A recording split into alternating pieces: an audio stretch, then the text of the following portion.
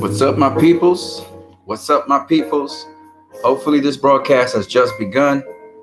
We're live. I decided to put a little ambience in it.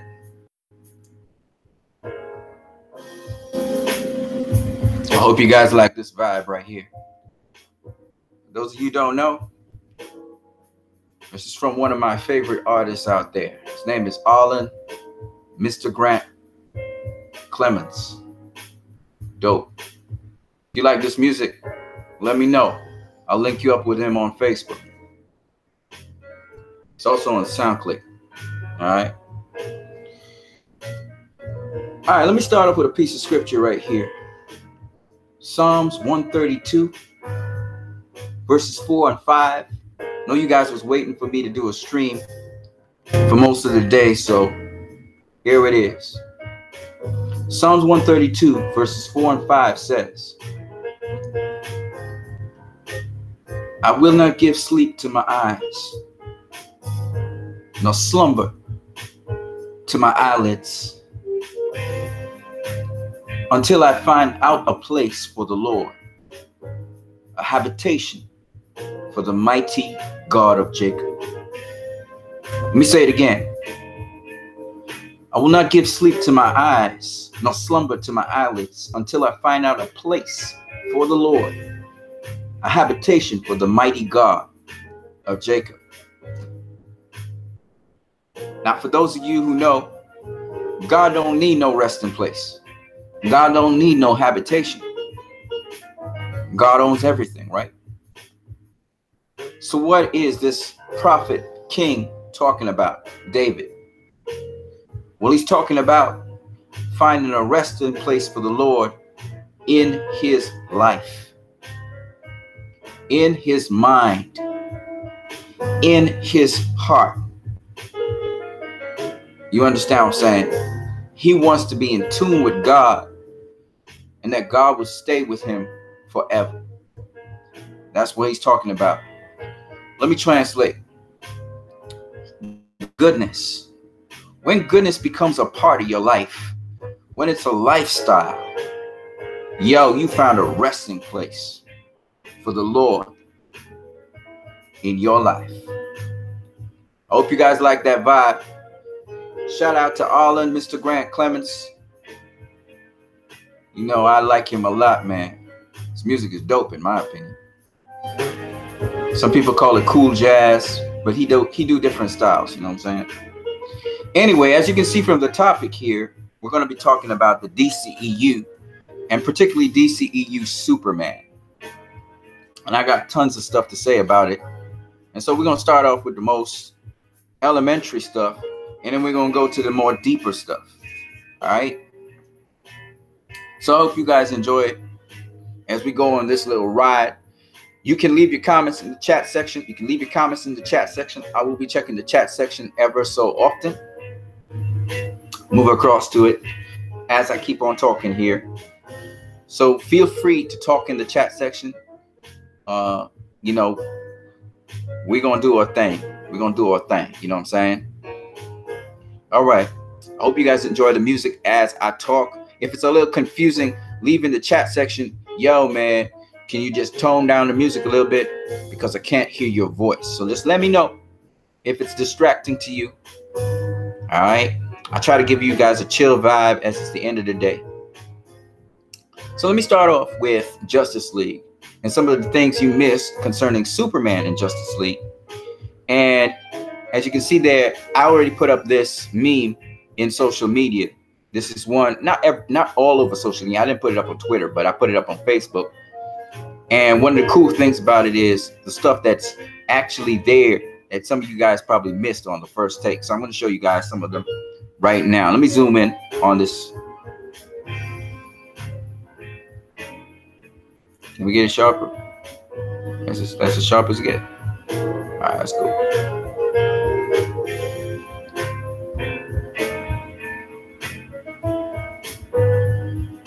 All right, it's a little bit blurry. I'm trying to get it sharper. I guess that's as sharp as it gets. me see. So pushing it. It's not staying super sharp at all. All right, cool. So I'll stay about here, okay?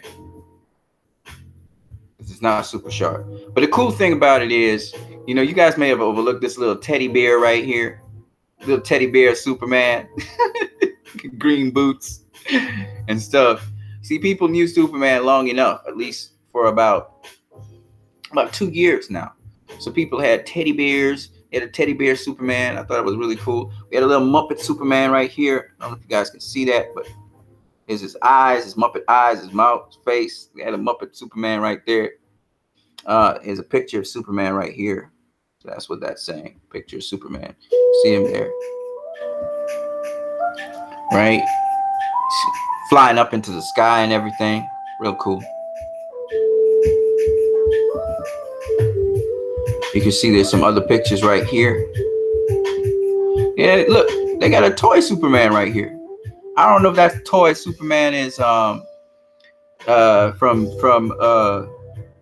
DC Universe.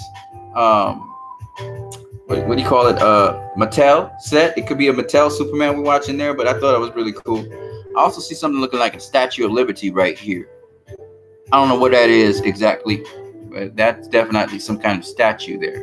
I think it's the statue of Superman, actually, with his hand extended this way and then back this way. You know? So, I mean, there's a lot of things to pick up. I haven't even talked about the crosses here. You see the crosses everywhere. There's a candle on top, and the colors of Superman. Notice it's red and blue.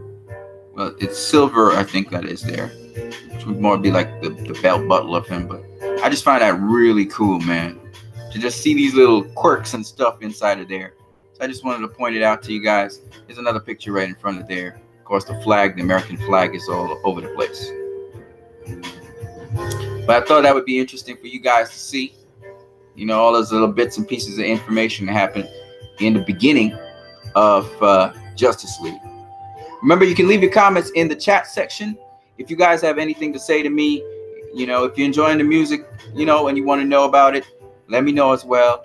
You know, I know the music's not coming across with the quality that I'm hearing it at, but let me know, man. Let me know. All right. Oh, by the way, we'll get to that. We'll get to that. Let me check out the chat section. I gotta bypass a couple things here. Yo, there you go. All right, Dave Ethan, man. What's up, my bro? What's up, Dave Ethan? Let me know if the music is too loud, you know, if it's, you know, a problem. If it's not a problem for you, you know, cool. Just give me a thumbs up to let me know if it's cool. All right, we just creating an ambience, a vibe, you know, a nice cool vibe for this afternoon. Wind down with that. So I found, you know, you guys know it's gonna be Superman. So you know, Dave Ethan, you're gonna love this video, right? You're gonna love this video, and that's awesome. Yeah. Now let me just get a plug to something I did. I have a song that's out. It's the video before this video. So those of you who might want to check that song out, because the song has to do with, again, it has to do with some of the things that Zack Snyder discusses in his films, in his movies. And, you know, I just think that as much as I'm a spiritual person, a Christian, etc., I think that these things are not really said much. So it would be really cool to just kind of talk them out to people and get people introduced to them. So that's what that video was about. Shout out to Trent Osborne. I love your comments, Trent. And shout out to also my boy, Thomas, who I had some discussions on this with, and I didn't get to follow up on discussions with you guys, but it's just really cool to really talk this stuff. And shout out to a guy called Michael Williams, who's a friend of mine from Trinidad. We had some discussions on this as well. And I don't care if you're an atheist. I don't care what you are. I think we all agree on what I just did in that video. It's a lot deeper than people think. So I always say, you know, watch the video, but you may want to watch it a couple more times because there's a lot of stuff going on in that video. So, and I took my time to try and get it relayed that sort of way. It wasn't just superficial. So I'm hoping that when you see the video that you will really dig it. I'm a musician. I do music, and I live amongst music. I have all kinds of music groups. I facilitate people. I promote musicians. I do a lot of things when it comes to music. And I just want you guys to understand that I take my craft pretty seriously as well. And but there's I'm a more conceptual musician, kind of like Zack Snyder. Zack Snyder is a guy that I identify with because my creativity is also visual. I'm a very visual kind of person, and I try to send across messages. I don't just like to give you a collage of pictures or photos. There's something I'm saying. There's always a message behind what I'm saying. So I'm hoping you guys will enjoy the vibe, enjoy what I'm doing, and benefit from all of it. All right. Okay, let me see what you guys are saying. All right. Okay, cool. So the vibe is good. All right. So we're going to keep it rolling. So I wanted to tell you guys to check out my video, because my video pretty much answers some questions concerning Zack Snyder's depiction of the characters he depicts, as well as some unconfirmed truths, which are really truths in the world today. And it even goes into what the Wachowski brothers was doing. Well, they were called the Wachowski brothers were doing when they dealt with Superman. So let me just hold back a minute. I'm gonna turn off this nice music for a minute, so you guys can really hear my voice a little bit more. Cool. And I just want to. I'm gonna put back on the vibe. Don't worry. If you guys like the vibe, cool. I just wanted to talk to you guys about what Zack was doing to some degree with his characters, and how it's actually a truths that he's speaking. They're exaggerated truths, but they're truths nonetheless. And so it's very important for you guys to understand the science base. These guys, went with other scientists and researchers and stuff to bring forth this stuff that came out. And it's a lot of work that he put into it. So I'm hoping that you guys will appreciate what he's doing. You know what I'm saying? I hope you guys appreciate what he's doing. Okay, let me keep it moving here. So this is just a little tidbit, things you missed. And I'm saying that these are things that missed. They call hidden in plain sight, because your focus is not on that. Your focus was just on the story and what was going on. You were mostly interested in that, right? And so you weren't really focusing on those other details that are there. And it's so interesting. What Zack Snyder does in his directing is pretty much what life is. Life is all about, do you pay attention to details? And in life, when you pay attention to details, you see things that other people don't see. And so it's very important in life that you pay attention to what you're seeing, that instead of trying to just only express yourself, because a lot of us are locked up in our own heads and in our own thoughts and our own mind and our own little world, right? So we don't really see the world for what it really is. And the more you can pay attention to things and watch things in awe and wonder, and actually learn from things and listen a lot and watch a lot, is the more you see. So, and that's how you get locked into things that you're not even aware are there. For instance, early in the morning, a lot of you guys wake up, you go, you get your whatever, you move around, you go to work, whatever. But a lot of times you don't pay attention to what's really going on around you, that there's birds chirping, that there's ants moving around, that there are flies flying, that there are insects all around, that there are flowers bloom, that the plants actually give off a certain pheromone. Not only the flowers of the plant, but the plant itself gives off pheromones, that you are aware that the breeze, the wind, can you hear those things, the rustling of the leaves, the colors of the leaves, the colors and spectrums of the things out there, the concrete, the water running underneath the concrete. We're not aware of different smells and sounds. There are a lot of things our minds filter out. Okay. And what I'm trying to say to you guys is learn to have even greater awareness than you have before. Pay attention to some of the simple little things. You're going to see things. If you just, like right now, I don't know where you guys are. I don't know if you're at work or at home. Okay. I want you to pay attention to something you didn't pay attention to. Notice something you didn't see before. The surroundings may be very familiar, but just take a moment and just try to listen or see what's around you. I'm gonna give you a minute. I'm gonna play some music in the meantime.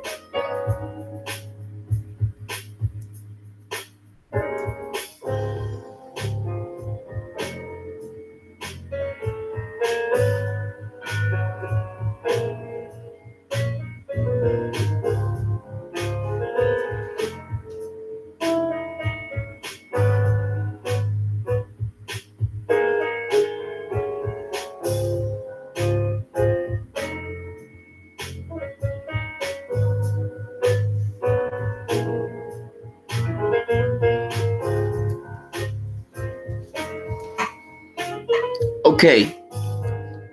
And if you guys would be so kind as to tell me what you saw, that'd be cool. I would tell you what I saw too, because I believe that it's just very interesting. I didn't even notice it. There's a spider web right in front of me. And like I didn't even notice it to my side.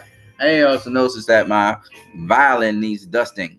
And there's a mosquito that's flying around. I wasn't even aware there was a bunch of them underneath my bed, and there's one flying around in the room right now. It's really crazy.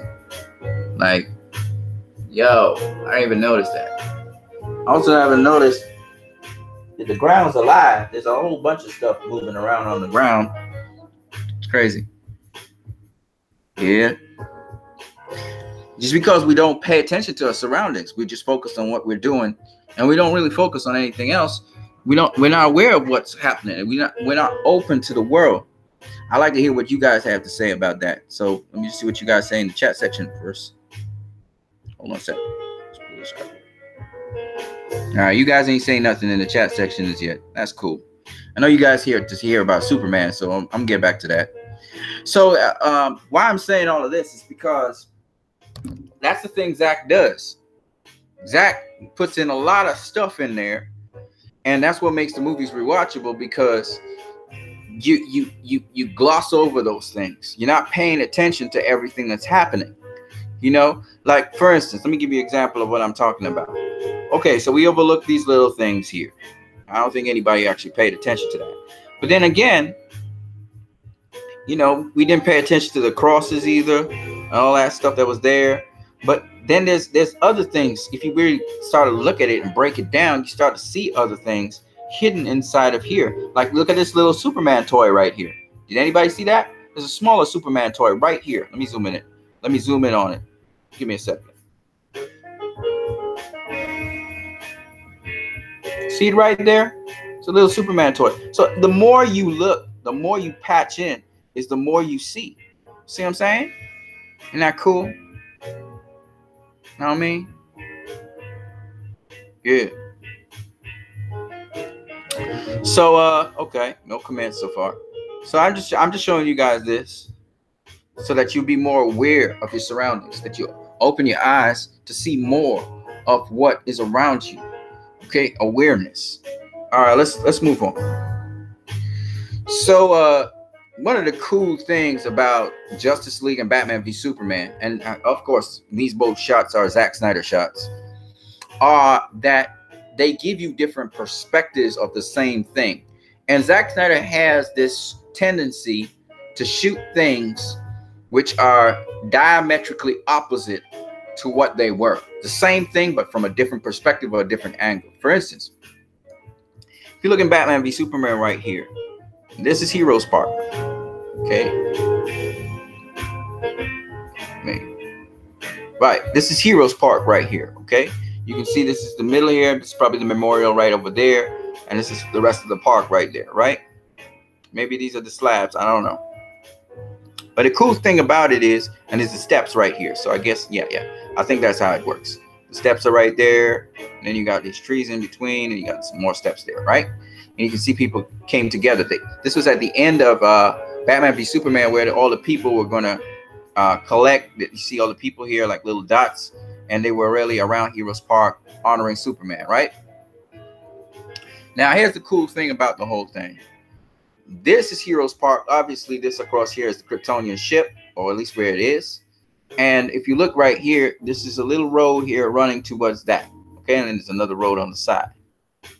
I don't know if I shared you guys the Lex Luthor stuff, and I can't remember. But importantly enough is the point that when we look here from Batman's perspective, there's Heroes Park right back there. Okay. This time, you know, you got the step slabs right here.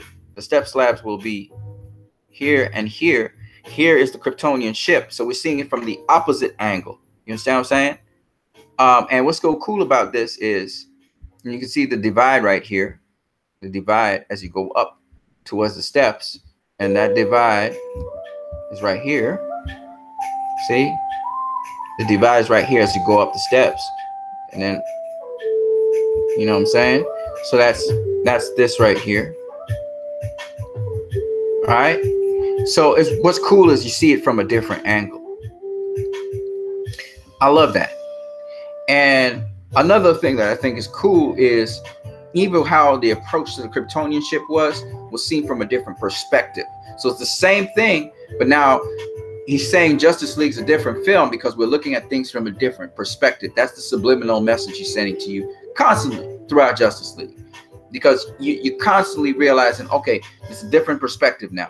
Different perspective. People's mindset have changed. So it's going to be a different approach. Whereas with Batman v Superman, it was a versus film. It was a pitting of two heroes. This one's about bringing heroes together. So it's the opposite of what happened in Batman v Superman.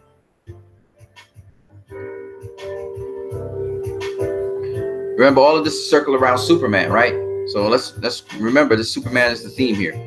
All right, so I wanted to show you how Batman v Superman and Justice League, they are the absolute opposites of one another, and how the same a similar event can be seen from a different perspective. So I'm gonna break it down for you guys. I already showed people this in Facebook, on Facebook groups. I'm gonna show you guys now because I feel this is really cool for you guys to see. I think Dave Eaton already saw this. Maybe not. I don't know. Oh man, come on, so man. There you go. There you go. Nice, crystal clear now. Oh, that's beautiful. All right, so let's look at the first one. In Batman v Superman: Dawn of Justice, Lex Luthor, you remember he got permission to go to the Kryptonian ship. This is the first time. So this is his Bentley here. Really nice Bentley, by the way. And juxtaposed with that is seeing Justice League, where undercover Justice League members are entering via a military truck here. I don't know if you guys can see it. Let me zoom in a little bit more so you can see it. There you go. There you go. All right, so there's the military truck. Now notice the graininess of these images. Zack Snyder uses 35mm film, but it has a certain effect in that it gives a graininess to the lighting and the picture quality. And I told you guys, if you go and watch my video again, I told you guys to follow the graininess. So that's why I told you guys, you know, you should check out the video because it's got a lot of things going on. But anyway, this is the truck, and you see it's turning in as well, but from just the opposite angle. So let me show you guys what I'm talking about here. So if you look here, same place, right? Okay, Lex Luthor's turning in, but he's turning in from the angle that is, he's turning in south. He's turning in south of the Kryptonian ship, right? South of it. So when we're looking, he looks like he's from the north coming in, but he's really south of the Kryptonian ship. And so here now, same thing. The military truck is coming in south of the Kryptonian ship, but this time it's truly depicted as south of it.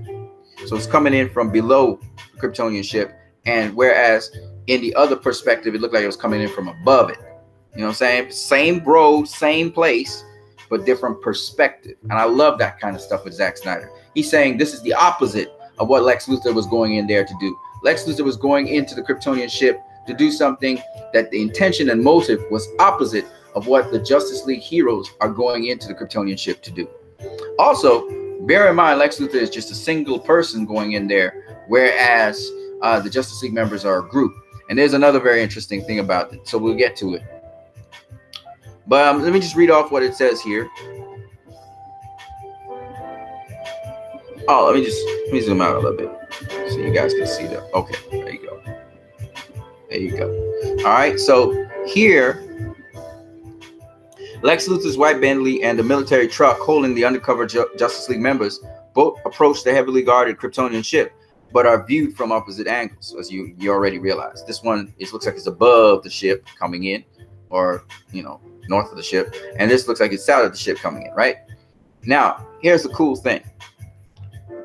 We see the military stopping Lex Luthor from within his vehicle, whereas we view the military from outside the stopped military truck holding the undercover jail members. What I'm basically saying here is, if you look here, the view is one of outside the truck.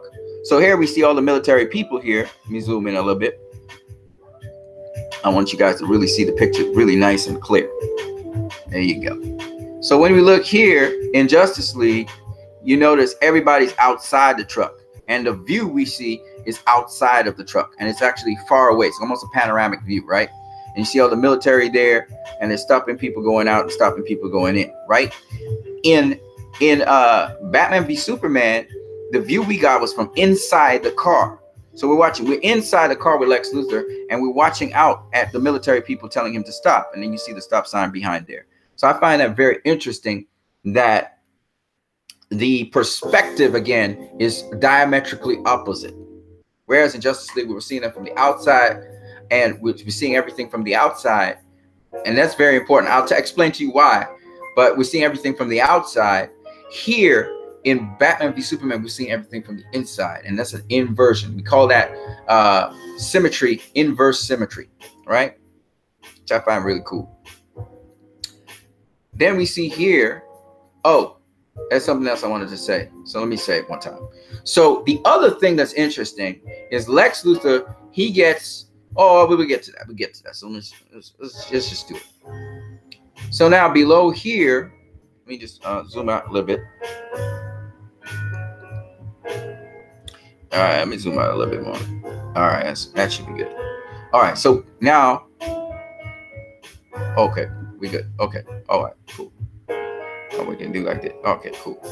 All right, all right. So below, we see Lex Luthor here, and he's giving his papers, right? He's handing the military soldier his documents, whereas we never see Barry Allen do so in Justice League, but we see him receiving his ID, as you can see right here.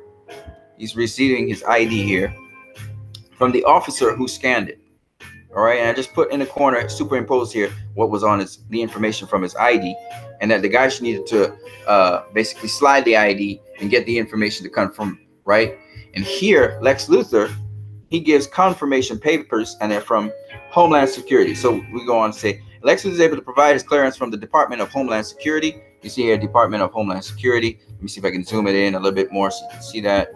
Maybe it won't be clear. It's not clear enough, but you can see it, right?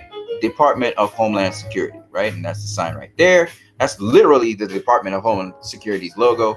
And there's Lex Luthor's identification right there. And all the other information's filled in, right? And he got this, okay. He got this, okay. And he got it from Homeland Security because he's a civilian. So the other thing is Lex Luthor's a civilian. But he got this clearance through Senator Barros, okay? Senator Barros, he's actually on the Homeland Security committee, and he was able to pull the strings to get Lex Luthor the access that he needed. And Senator Barros is a guy with questionable morale, okay? It's very important to remember. All right, remember, Lex is a civilian, so he had to get clearance, and that's how he got his clearance from Senator Barros, which is really cool. And then over here now, the Flash, he gets his clearance in an interesting way. Now remember, the difference between the Flash and Lex Luthor is Lex Luthor legitimately got authorization to do what he was doing.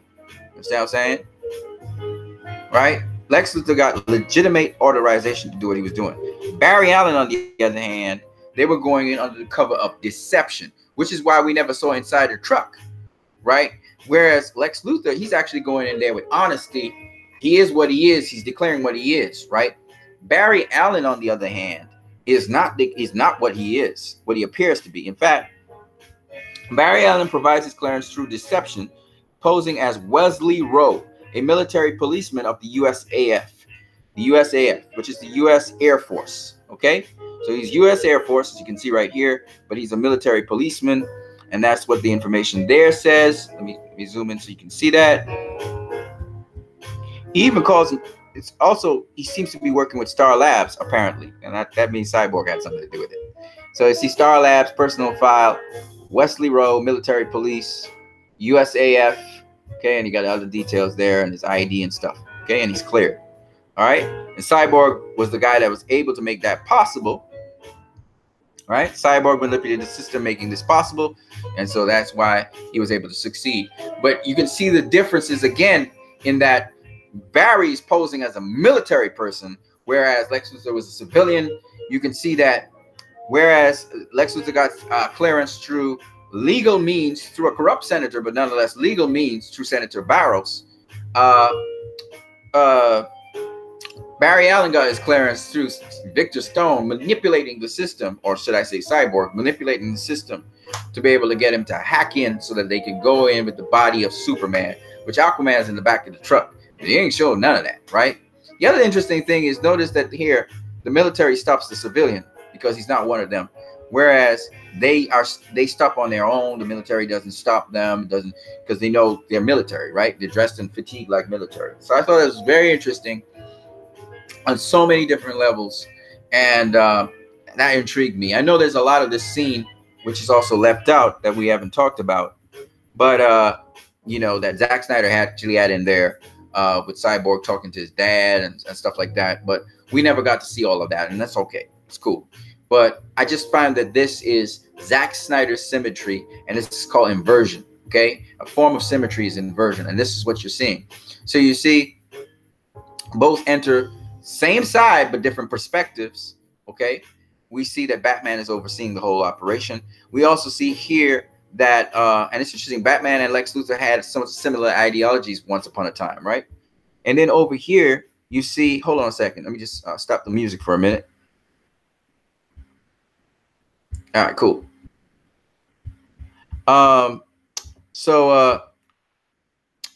Yeah, and then you see here that we're looking within Lex Luthor's space, whereas we're seeing this without, because there's a cover-up, there's deception going on there. And then, of course, Lex gives legitimate papers. These guys give fake papers, but it comes through.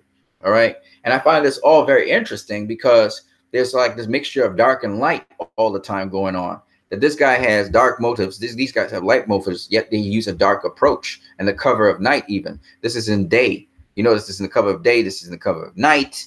You have a daylight approach, legitimate approach, authenticated approach, fake approach. That's the nighttime. That's the darkness. Fake approach, deception. Okay. And they succeed. So it's interesting that the light and the darkness, they interplay in this story. Okay. Light and darkness interplays. And it makes sense because, of course, Batman is the guy of the night. So his plan would be something like that, where he mixes good and evil all the time, bends the rules, breaks the laws. Like you said, we're criminals, Alfred, right? So this is consistent with what Batman would do, right? But anyway, this is to bring to life Superman. Let's get to, remember, this is all about Superman, right? So that leads us to a wonderful comparison between BVS and Justice League. And it has to do with some constants throughout. And it may seem like a small thing, but it's actually huge because it actually has an impact on what we see later on in Justice League after they go to the Kryptonian ship to revive Superman. So this is why this is important. So I wanted to give this link here, which is that if you looked, again, I showed this on social media already, but anyway, if you looked at the picture of Lewis and Clark in Batman v Superman, I think a lot of people overlook this, but here, this is Lewis sitting on the couch. She's watching the news. The news is not great. You can see in the corner as well, just to go into some details here, she has one of the Daily Planet newspapers, stuff that she's working on. And she sits down here on the couch watching the news. and finds out, wait a minute. You know, this guy, he had all these explosives in his house, something kind of, she gets a eureka. We see on the side here, Clark and Lewis, a picture of Clark and Lewis here. Now it's a different frame. It's Clark and Lewis right there. And that tells you just how much, you know, she and Clark share this space here, this whole little apartment here. They shared space. This was the kitchen where Clark was in when he was watching television. I guess they have a number of flat screen TVs. This is one of them. There's another one over there. And I think that's the bedroom across there. So what's interesting is there's Lewis here, and she's taking in the news, and right next to her is her love of a life, and you can see both of them are pretty happy. All right. Now take that to the next level. This is Lewis in the bedroom, and I can tell you this is the bedroom because that's the kitchen right there. Okay, that's the kitchen right there. I can tell you that for a fact. So that what we were looking at here was her bedroom, and you can tell by the door. The door is very similar. Let me show you. See? Same door. So she's in the bedroom now. And when she's in the bedroom and she's getting a nightmare and she's about to get up because she's feeling for Clark, right? And he's not there. You can see her helpless looking face there. On the side right there is a similar picture to Clark and Lewis, the very same picture in a different frame. So it's all over the house. All over the house, Lewis has these pictures, okay? What's really interesting to me is that she has the same picture with Clark and herself, and they're happily together. And of course, she has lost her soulmate, so she's kind of lost for a minute there. You can see the distress on her face. And I thought this repeated motif between Justice League and Batman v Superman. I know Zack Snyder was going to elaborate more on that. We know that. It's kind of a passing note. And we saw extra stuff on that in the trailers and stuff where Lewis is kind of sitting on the bed and stuff like that. Well, okay. But be that as it may, it's interesting that the two times we see her alone inside of the house, she has this pictures near to her. So I find that very interesting. And again, this is the same house. It's the same house, different lighting to denote different mood. Whereas this one has more normal colors. This one is blue to show that state of mind. She's blue, okay? Because, of course, Clark is gone, right? So that makes sense. And she's even dressed in what looks like a blue. It's a blue overtone, so maybe this is a blue dress. And everything looks blue. And that's just the mood, okay? It's the mood she's in. So that's why it's blue. I mean, when you talk about a DCEU, man, it's just so dope. But anyway, the absence of Superman, the absence of Clark, all right? The absence of Superman, the absence of Clark. And what really, to me, was the impact of Justice League, what made Justice League great was that Clark was absent, Superman was absent. And what made Justice League a great movie, to me, is the fact that we feel his absence. We feel the loss when he's gone. That's the thing that makes Superman, makes Justice League so great. And when Superman pops up on the scene, all that hard work was done so that you really look forward to seeing him, because the absence of Superman makes us appreciate him even more. You know, they say absence makes the heart grow fonder. And that absence of Superman is what made this movie so great. When he finally showed up, and he wasn't in his right mind and everything, but when he finally showed up, you know, and we saw how powerful he was, as much as we were in fear and everything, we were happy when he, you know, blew up into the sky. We were like, whoa. Now, we didn't know if he was in his right frame of mind, and that's what Zack Snyder was going for. But at the end of the day, we were like, whoa, he actually made it. He's alive. Great. And then he came down, and then he freaked out and started behaving bad. And we were kind of worried for a minute until Lewis came on the scene. And Lewis and Clark have this serious connection, and that's that connection that allowed Superman's mind to be sort of straightened out, and he flies away with Lewis, and that is awesome. And it's interesting how he embraces Lewis, and there's a difference in that embrace to other embraces we have seen. Let me just go to the chat section, see what you guys got to say. I know Dave Eaton's loving this stuff. All right, he just says, yeah, I've seen it. Okay, cool. And I know you like this because I know you like Superman. You and William Ruffin. You guys are big Superman fans. And I got lots of Superman stuff to say with you guys. So you guys just sit tight and enjoy, because it's just a Superman ride from here on in. Okay.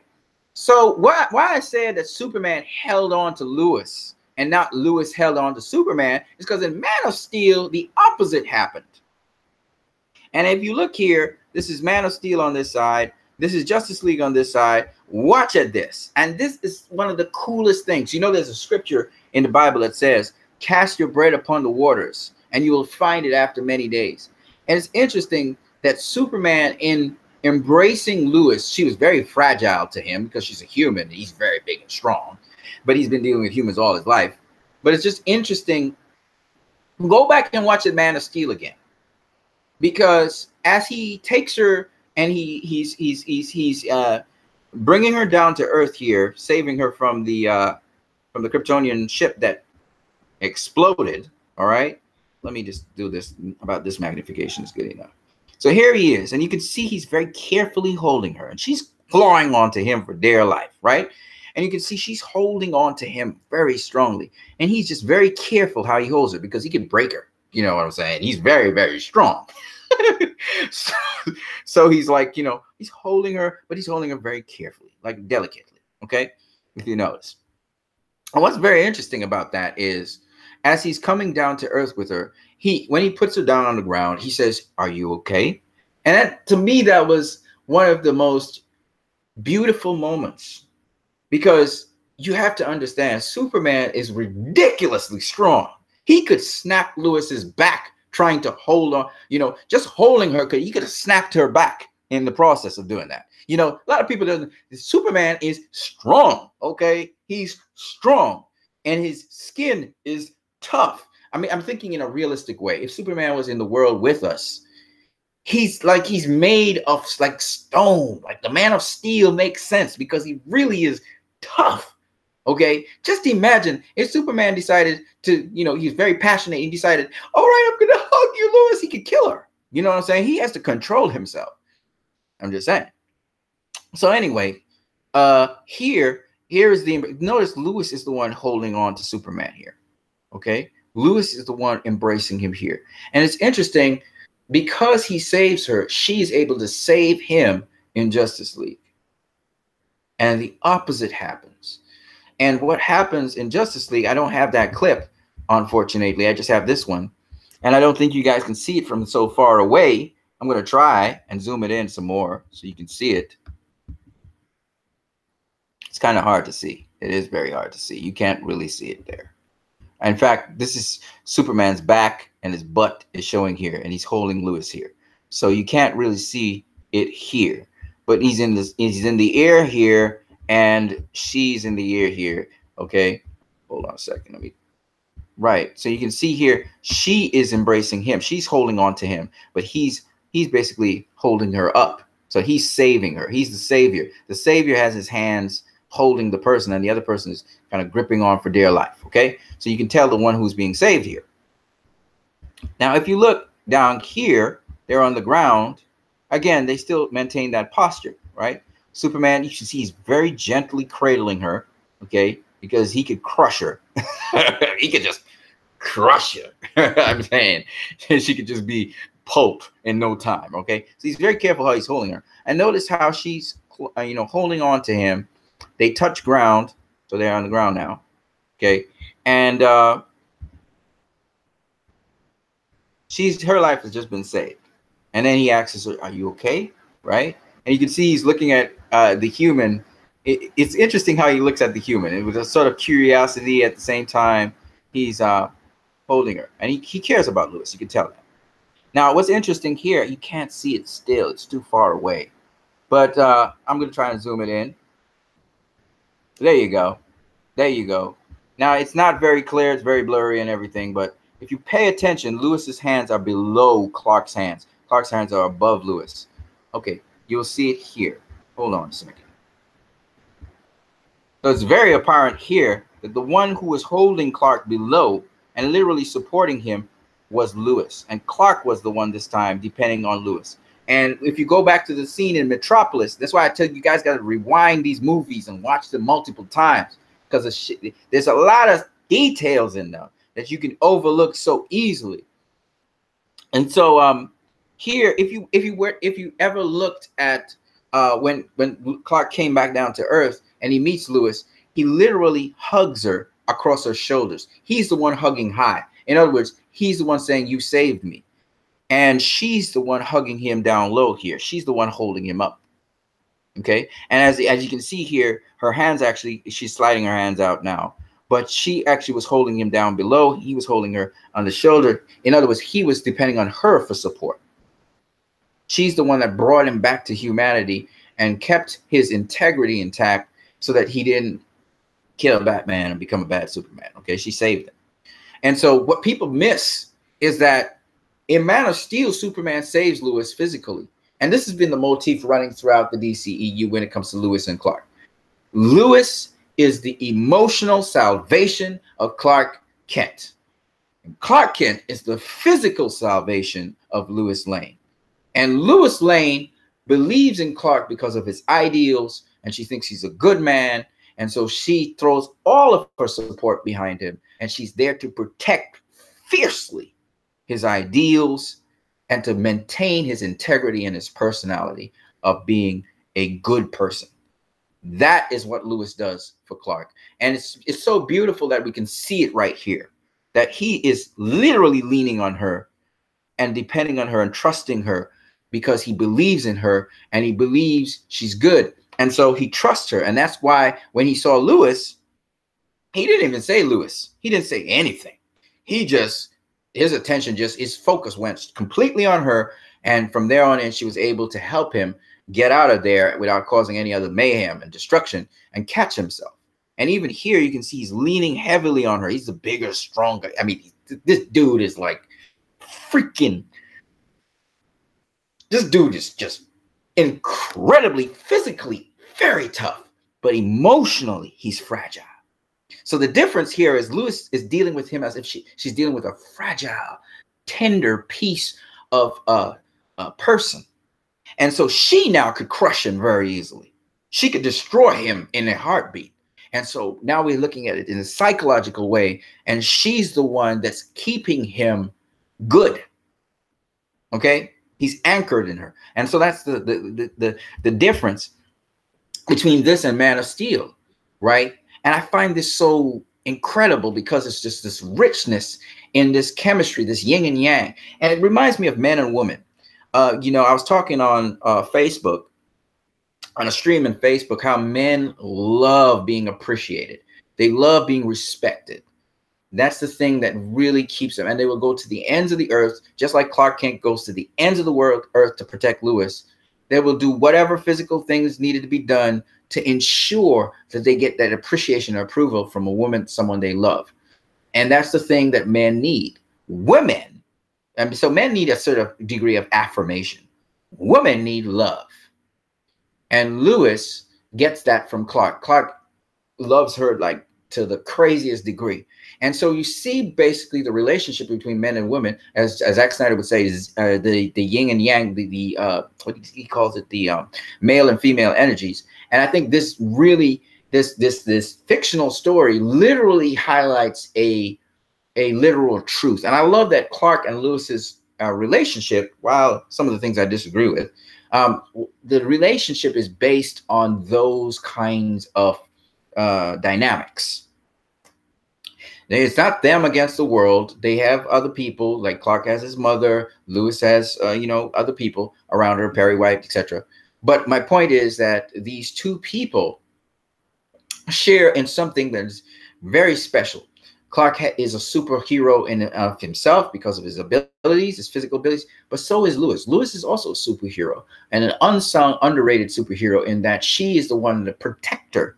She's the protector. You will find that women over and over again in society are the protectors. They are the gatekeepers for how the society will move forward, because they're the ones that fiercely protect and have close-knit ties with the next generation. So you find that women are teachers. You find that women are nurturers. You find that women are transformative. When you interact with a woman, she generally makes you better. Good women, that is. It doesn't matter who they are. It doesn't matter. We're not talking about sexual relationships. We're not talking about intimate relationships. But if you've met any woman anytime in your life, you will realize that women have this ability to tap into the emotional core of a person and therefore enable them to be better, because they're very conversational. And on top of that, women tend to have a certain it factor that men don't have. We just don't have it.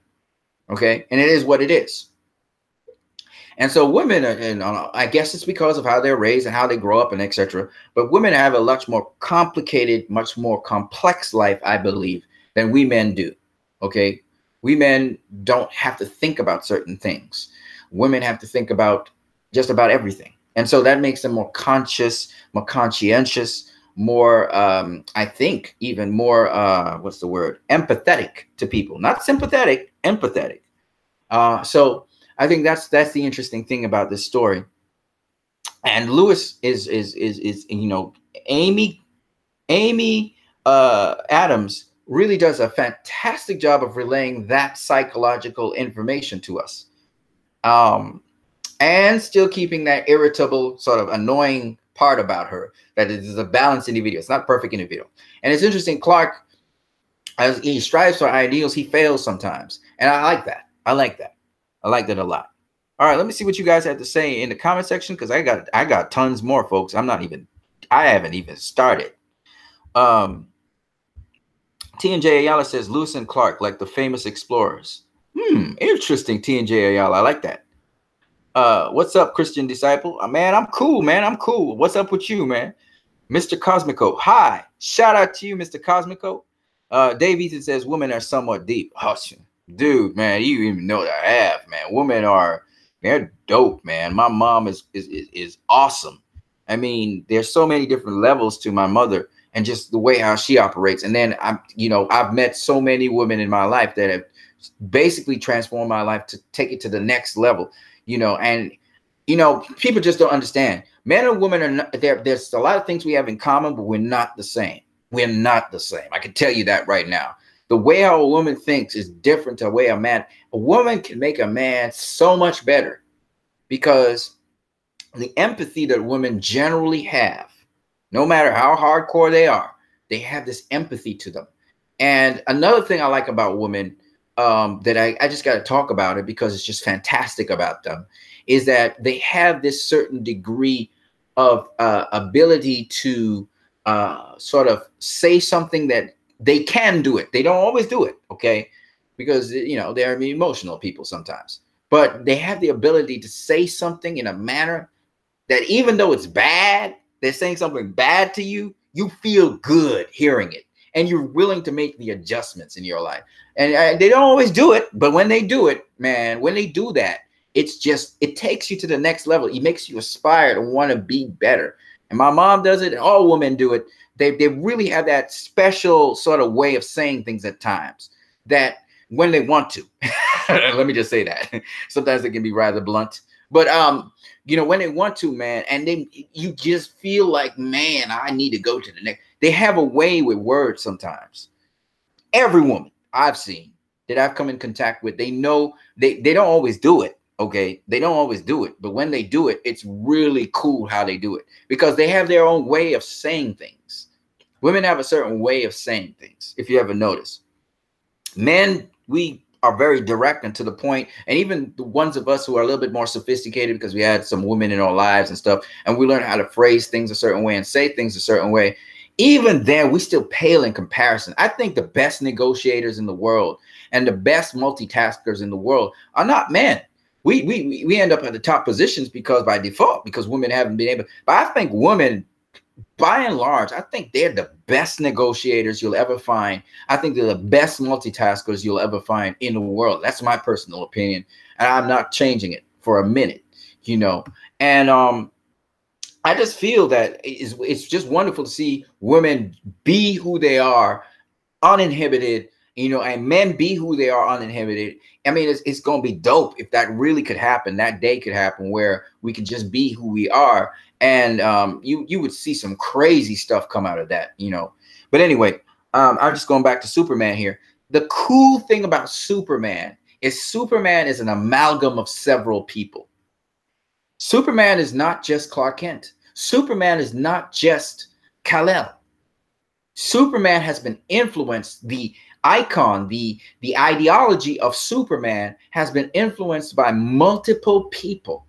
Without Lewis, Superman is not super. Without Jor-El, Superman would not know what to do with his gifts. He would not have a sense of purpose. Without Jonathan Kent, Superman would not have those values. Jonathan and Matthew Kent, he would not have those middle American values, which is why he approaches things in such a simplistic sometimes, but still very honest way. A lot of people say, Superman, he don't fight with great, style and stuff, Well, because Superman's a straightforward dude. He's a practical dude. That's what makes Superman's honest. He's earnest. He's not trying, Superman isn't a guy who's trying to, one up a guy and trick him like Batman. Batman's kind of crooked. You know what I'm saying? Batman will keep the law, but he always break the rules. You know what I'm saying? He break the laws. He break the rules. He break everything, right? Superman's not Batman. Superman's really a decent guy. He's a straightforward middle American dude. You guys in middle America know what I'm talking about. Country folk. You know what I'm saying? He's the real deal. He's genuine to his core. Superman's a genuine dude. He's not, he's country. He's a country boy. That's why Perry White keep on mocking him. Oh, is that okay, Smallville? He calls him. And where he come from? A small town. It's called Smallville, which means small village. You know what I'm saying? Jesus came from Bethlehem, a small town, a small village. He was a country boy. Jesus was a country boy. You know what I'm saying? He was very wise, but he's country folk. You know what I'm saying? And anybody by talking country folk out here, the best people in the world come from the country. Okay. I take special offense to the people who have been talking about middle America and the small towns and the small villages in middle America. And, these people are ignorant and blah. Look, man, they may not have, a university diploma, a university education or diploma. That don't mean they're not smart. Okay. It does not mean they're not smart. I know this because I've been in the countryside in the United States of America, in Washington State. Hey, the coolest people in the world. I was up in Oregon. Man, they dope as hell. One of the guys who was going to university with me, he was from Oregon. His whole family, generally speaking, didn't go to university, but they were the dopest people in the world, welcoming, warm people. And I'm a black person, and they was all white. And they was dope as hell, man. I had a ball down there, okay? And he's still my friend to this day. And all I'm saying to you guys is country folk, there's something about country folk, the values, the hospitality of these people. You might manipulate them once or twice, but they ain't gonna trust you afterwards when they realize you're crooked. You know what I'm saying? But it's country folk, man. Come on, man. For those of you who know what I'm talking about, you know what I'm talking about. And you got to love country folk, man. I don't care where they are. All country folk about the same.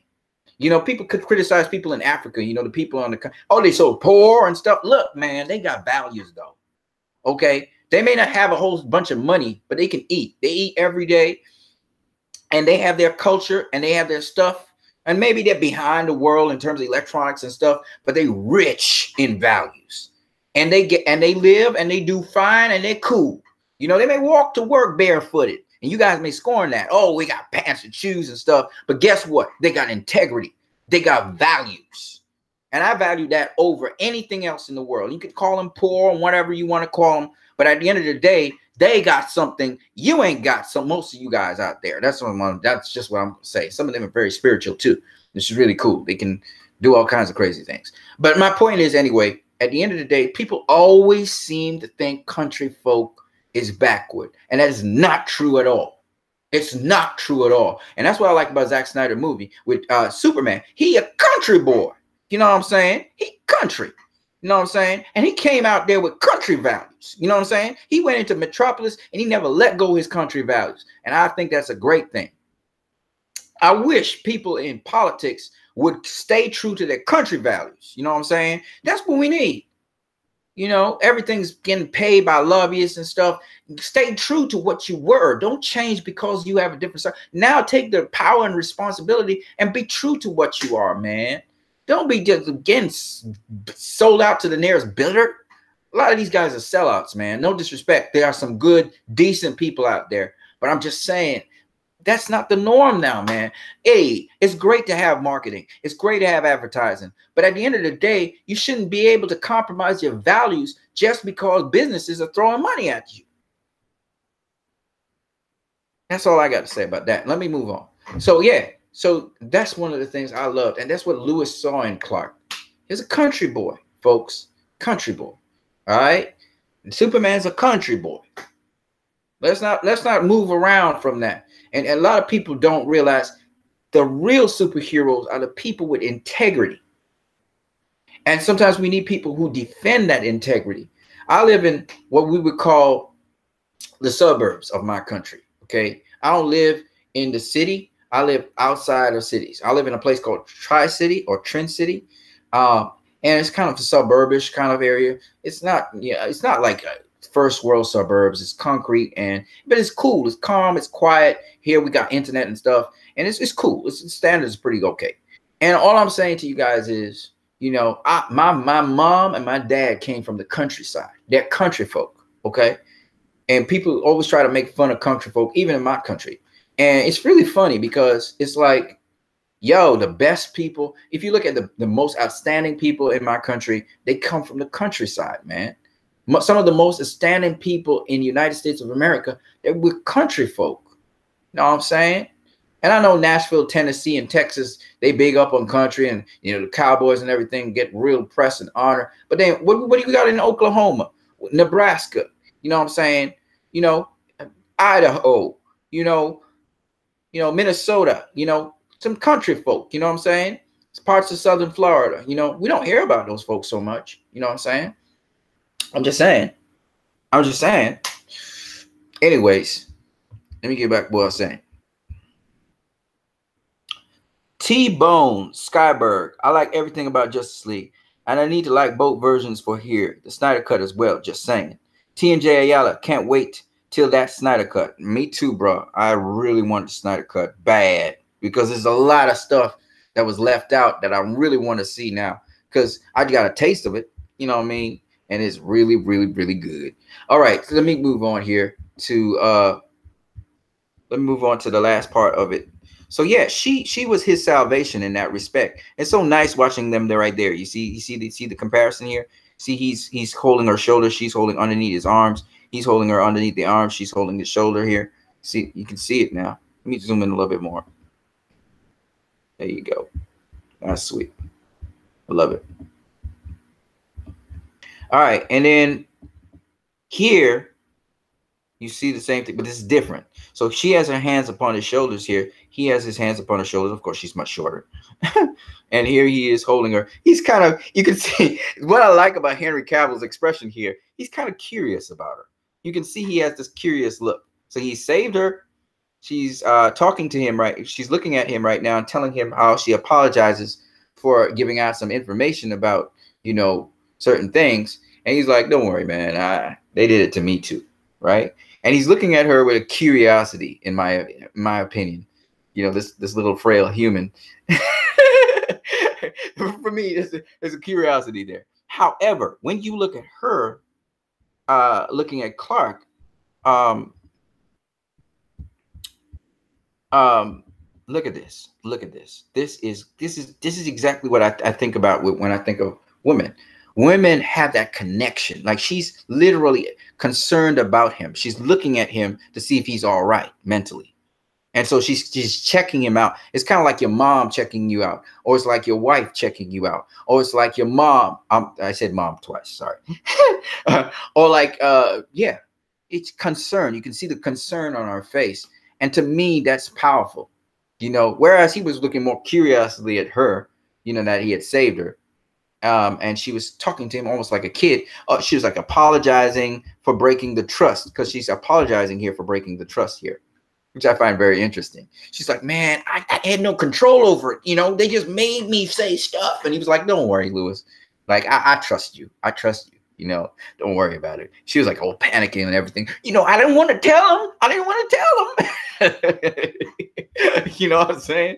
That's the look right there. And he's like, don't worry, Lewis. It's cool. It's cool. They did the same thing to me. They wanted to get information from me, and I told them stuff. It's just what it is. Don't worry about it. And here now, you can see her concern here. Like she knows he's not perfectly stable. So he brings them back to the place, and she's like, you remembered. And the place, the funny thing about it is the place is it's foreclosed. He doesn't know that. Otherwise, probably that might have affected him some more. So he drops her down in the in the foreclosed place, and they go into it. To me, that's hilarious. It's funny to me. Okay, I don't know if you guys find it funny, but those kinds of things, that's where my humor comes from. Because to me, it's ironic. You know, Zack Snyder does these ironic things. So the place is closed. It's not their property anymore. But nobody's there to check up on them, right? It's funny to me. It's just funny. Okay, but anyway, they go inside of the house afterwards. And it's just funny. A couple of funny things that happened. She said, like, you know, you smell good. You know, she says, you smell good. He's like, didn't I do so before? That's hilarious. That was a funny moment for me. Again, I think it's not slapstick humor. It's a kind of awkward, weird kind of humor. I think I like that kind of stuff. I like awkward things that make you say, what? You know, because it's kind of stereotypical for her to say you smell good. Okay, that's stereotypical. But his response wasn't stereotypical. It was something that came from left field, like, didn't I do so before? Now he just came from being dead. So she's saying, for a dead man, basically she's saying to him, she's saying, for a dead man, you smell great. And he responds, because he forgot he was dead, right? He's like, didn't I smell great before? he's thinking she's talking about him smelling good as he was before. He can't remember, right? So he's like, didn't I smell good before? That's, to me, that's funny. Okay, that's funny. But I don't know. You guys might not find it funny. For me, it's just hilarious. Cracks me up thinking about it. And it's that kind of awkward, but interestingly natural, something that could happen. You could actually see. I know I'm a guy that would say something stupid like that because I would take it literally. So I'm lots of people laugh at me because I tend to take things very literally. So sometimes somebody says something and I'm factoring in all the variables in there, and I would answer them in a way that's awkward, sort of like, because, you know, and then the person laughs because they can't believe that I didn't get what they were saying. Because, you know, comedians and generally some creative people, they think in awkward, strange, queer, weird ways. Okay, I'm not going to lie to you. I'm a bit weird in that respect because, as you can see, I'm exploring things that people don't generally explore, right? And that should tell you, but something's wrong with my mind, or maybe I just think differently to everybody else, and I've always been that way.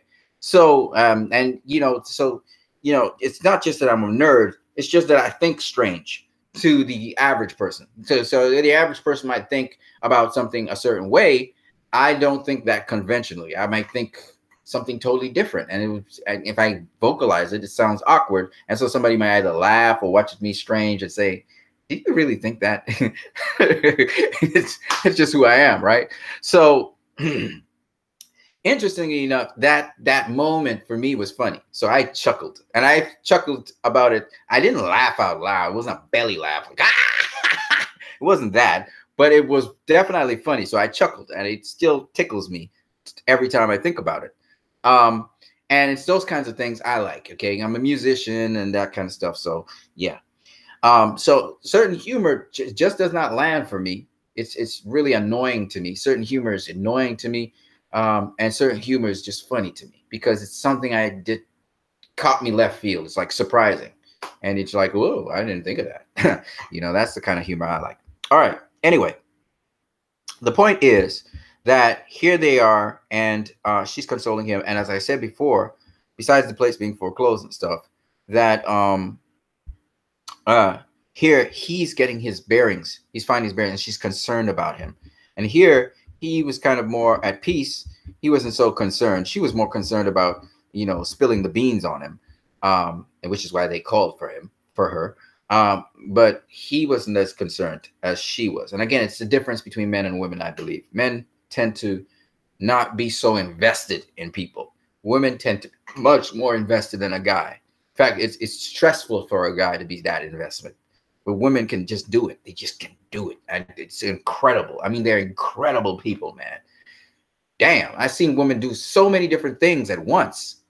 Anyway, the other interesting thing here is that I wanted to point out, and again, this is just all surrounding Superman, is that here in Man of Steel, Lewis and Clark, they're in a cornfield. Oh, by the way, I haven't put this up on social media yet. So this is one you guys are getting exclusive for it. And then I guess I'll put it up on social media, by the way. But the other interesting thing is here they're in somebody else's cornfield. That's where they land, right? And here, which is the funny part, they're in a foreclosed house and foreclosed property. So in both cases, I found this very interesting. The property is not theirs where they're having this conversation. I mean, they go into the property as if it's theirs, but it's not their property, okay? And I find that very interesting.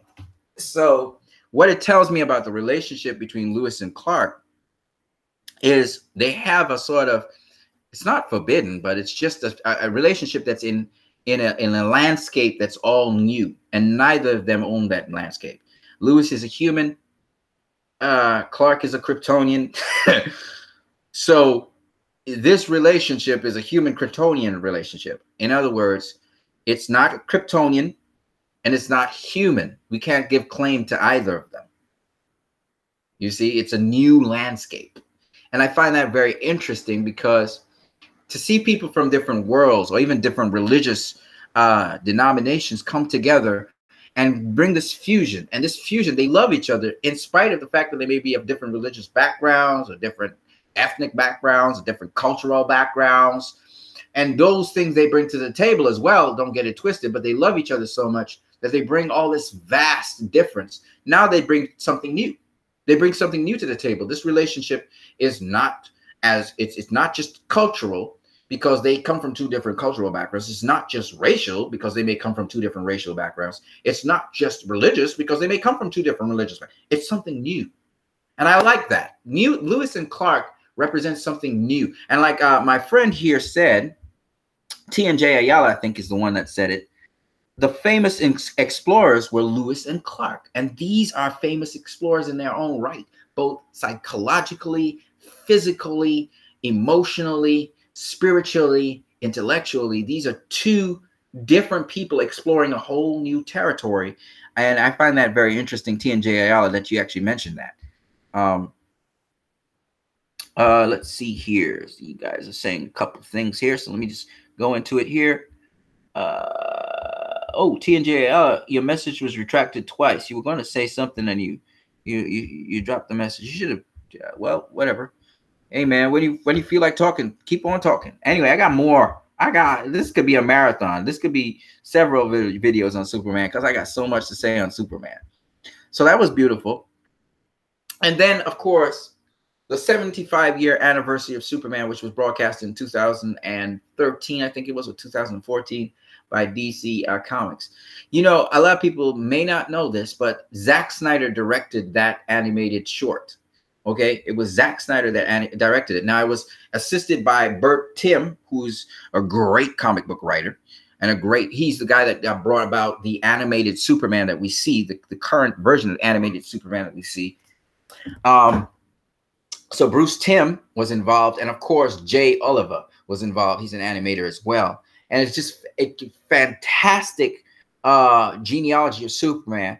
And I told you guys this is gonna be a Superman marathon in a kind of way because it's gonna be a pretty long video, and I loved the video itself. If you guys haven't seen it yet, it's on YouTube. Just go type in Superman 75th anniversary animated DC, and you'll get it. Okay.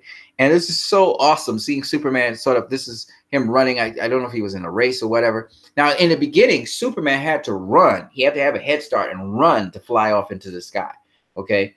And it's just very interesting. This is probably Lois Lane right here. I don't know who these people are, but it's really cool. And it's like the 1940s here. That's so cool. That's so cool, as the Flash would say. And then we have, of course, Superman here. This is the later version of Superman.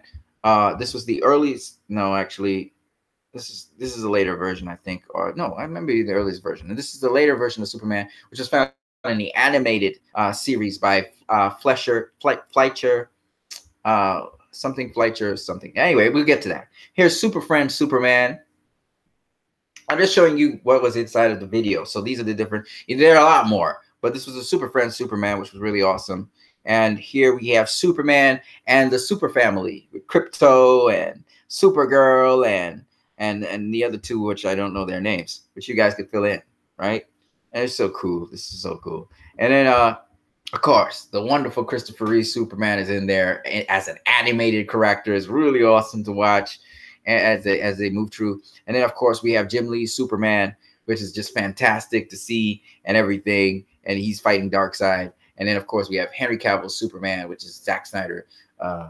It brings us to that point, and the music changes into the Hans Zimmer score somewhere around Jim Lee's Superman. So it's really cool to see that evolution. Of course, Jim Lee's Superman is kind of like the rebirth Superman. He's the new 52 Superman, and that's what Henry Cavill's Superman is kind of based off of. But interestingly enough, Jim Lee's idea came from Tim Burton's Superman. Tim Burton was the first one to kind of bring that Superman to light.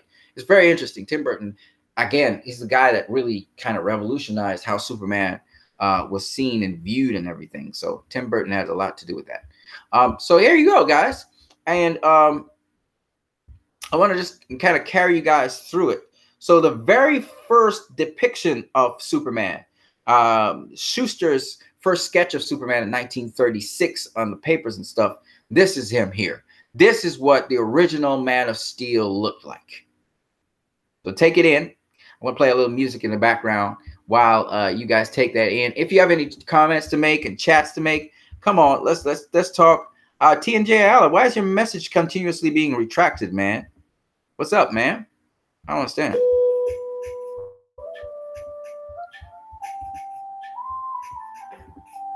So I'm just going to show you the different Superman first while the music plays, and then we'll talk about it a little bit more.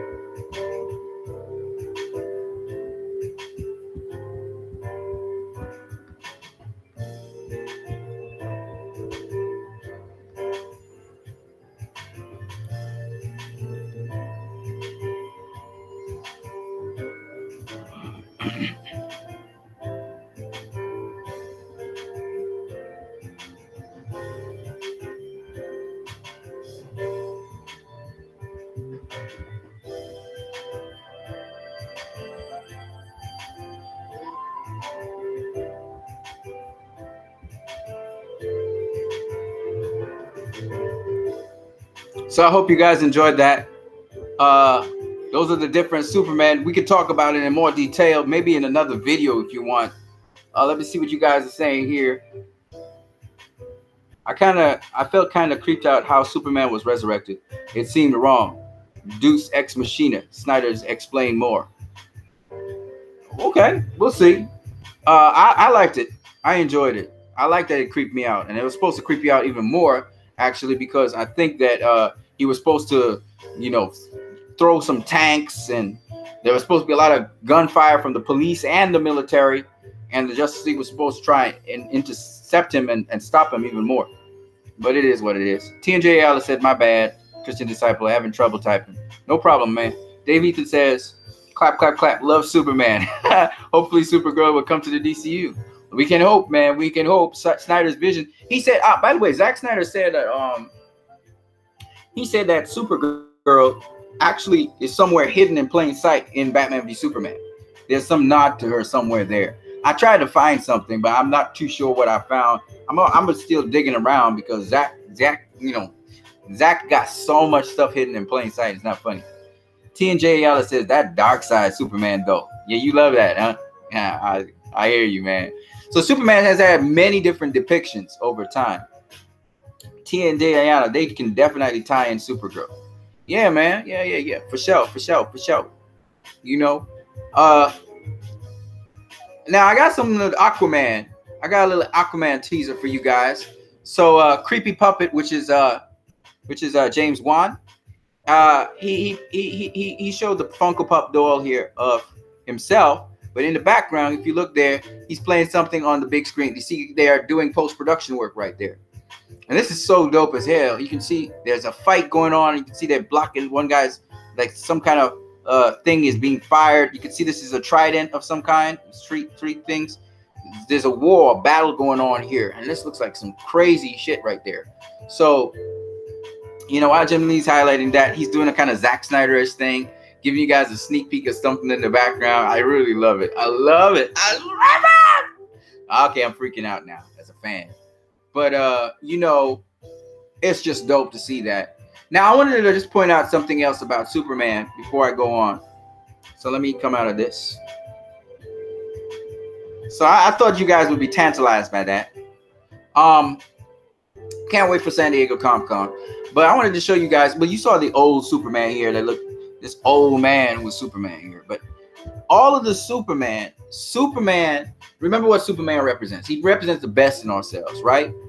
And what's interesting about Superman over the years and over the ages, every single depiction of Superman has him looking sort of stoic. And not only stoic, but they also have him looking as if he is this ideal person, ideal man, the Superman. And I think that was the whole ideology from way back when. The very first Superman that came out, Schuster put out this Superman, right? And you know what's so cool about this whole thing? Of course, two Jewish boys did the Superman thing, but you know what's cool about this whole thing that I find cool? Superman really represents real world people with real world things happening. And maybe they're not super strong like Superman, or they can fly in the sky like Superman, but the ideals that they represent, every time you represent an ideal that is good, you represent something that's Superman. Of course, for me personally, I think the real life Superman still exists today, but he's more spiritual, and that's Jesus, in my opinion. But that's for another time, another day. So I wanted to just highlight that. You know, I can go on and on and on, but I don't want this video to go on for forever. So I'm going to try and wrap it up right now. Shout out to all you guys here in the chat section. If you guys got anything extra to say on the James Wan thing, please feel free to do so. Pet cemetery indeed, homie. Yeah, I liked it. I like those kind of things. I'm a different, I guess. I'm a little bit weird. I enjoyed that. I like the fear factor inside of there. I like that they use from different genres. That's the thing I like about the DCEU. You know, there's a horror element to it. There's a comical element to it. There's a dramatic element to it. There's an adventure element to it. There's an action element to it. You know, those things to me make these movies full. And they're not just comic book movies, because a lot of the things that are spoken in the movies are very well true. They may be a little exaggerated, but they're actually true things. And that these actual superheroes are actually different aspects of our psyche and our abilities. All right, so anybody else has anything else to say? What do you guys think about the James Wan picture, man? How many of you guys are excited for Aquaman? Leave your comments in the comment section below, as well as you can put it in the chat section. Your boy's about to get out of here. I hope you enjoyed the music by Arlen, Mr. Grant Clemens. If you guys want to know and find out more about him, I can leave some of his music in the link below. That is, I can put his links for you guys if you guys really were interested in that. As well as you guys can still check out my video. It's the video before this one. Check out my video, my song, you know, and give me your honest opinion on it. You know what I'm saying? What you think about it. Remember, everything is not what it seems. Sometimes you may have to watch my video a couple of times, man. T&J Ayala, who you got? Canelo versus GDG. You guys talking boxing all of a sudden? I got Canelo, man. All day, every day. Canelo. Yeah, it's okay, man. It's okay. Yeah, I got Canelo. All day, every day. You know what I'm saying? But it's nice talking to you guys. Since you guys are talking boxing, who you got between Terrence Crawford and Errol Spence? Who you got? T&J Ayala. Who you got? You know, I think I'm gonna back Crawford on this one. It's not a popular one because everybody's seen Errol Spence running through people, and Errol Spence, he's got a lot of skill. But I'm gonna actually back Crawford on this one. I know you got Spence. You actually got the money man right there. You got the. I would think that you may be actually right, but I would back Crawford. I think skills pay the bills. I think he got too much skill. I think we haven't seen the best of Crawford yet. I would love to see him go up against. I would love to see him go up against Spence. Not right now. I think that right now they're still trying to, you know, do what they got to do to get themselves in a nice position to get a good money fight out of it. You know what I'm saying? But I got Crawford, man, all day, every day. I know that sounds strange, but I think he's got all that it takes. I think his footwork is really good too, and I think he's smart. I think he boxes very smart. He can bang with you, but he boxes smart. I think Errol Spence is clinic. I think he's strong. I think he's got solid boxing fundamentals. I think he don't move his head enough. I think I mean, he's going after guys, so I understand. But I think also, I know he can box on the front foot, the back foot. I know that Errol Spence can do all of that. But I think that a boxer with, I saw a guy in what's his name? I saw the English dude. I forgot what his name is. The English dude. I saw him fight Errol, and Errol was getting tagged up, man. He was getting tagged up way too easily. And he's tough and everything, but he was getting tagged up. And I think Terrence could tag him up the same way. I think Terrence got a lot of skill. Remember, Terrence can switch southpaw orthodox. He can get different angles on you. You know, his footwork is not the greatest in the world, but he puts his foot in certain precise places. He tries not to get hit. I think that Errol Spence trying to chase him around the ring and cut off the ring on him is not a good idea. He just get counterpunched to death. And I really think Terrence got the skills to avoid Errol a lot more than Errol would avoid him. So I think for all of those reasons, and I think Terrence Crawford is a big guy. I think he's a pretty heavy welterweight. I think he comes, even when he was junior welterweight, he was coming in 154, those kind of masses. So he's a big dude. You know, he's big enough. He's solid. So I think he got what it takes. He's not the fastest guy in the world. He's not the sharpest guy in the world. He got decent power. So, and he's very systematic in how he targets the body and targets the head. I just think he would be Errol Spence's biggest challenge so far. I just think that, my personal opinion. And I think he would go in as an underdog because Errol Spence has been so explosive. And not only that, but he also been definitive in how he's been fighting his fights of late. And he just seems to be getting better. And the boy looked like he got great stamina. His body seems to be in great physical conditioning. So it would be fantastic. And this is, I wouldn't say that Errol Spence is a Hearns at all. I think he has a chin. We all know Errol Spence has a beard. I think it would be just incredible. All right. If Errol Spence gets Terrence Crawford out of there, I would be surprised. I would be surprised. Because Terrence Crawford, he got good defense. He's got really good defense. So I would be surprised. I don't think that Errol Spence would knock him out, but I do think he could easily he could beat him based on just how well conditioned he is. He's really well conditioned. I understand. Yeah, TJ, you want to see him more in that welterweight, and then you would say if he could beat a guy like Errol Spence. Okay. But he beat a dude that was awkward though. He beat, I mean, he beat him bad. He beat up this awkward guy. What's his name? It was undefeated. Who beat Manny Pacquiao? He beat that guy, and that guy was awkward as hell. And he, and he just, I mean, he would just, Terrence Crawford would destroy Manny Pacquiao. Okay, he would destroy him. He's a smart boxer too. He understands distance and range really nicely. So, and he can fight on the inside, he can fight on the outside. He can fight with either hand. No, man. Terrence Crawford, man, he's a horror for anybody. Yeah, Jeff Horn, that's the guy. Anyway, you guys got me talking boxing, man. That's funny, man. Well, T and J Ayala, man, shout out to you guys, man. Much love to you guys. I like my little jazz and stuff. Check out my video, though. You guys who've been checking me out, check out my video.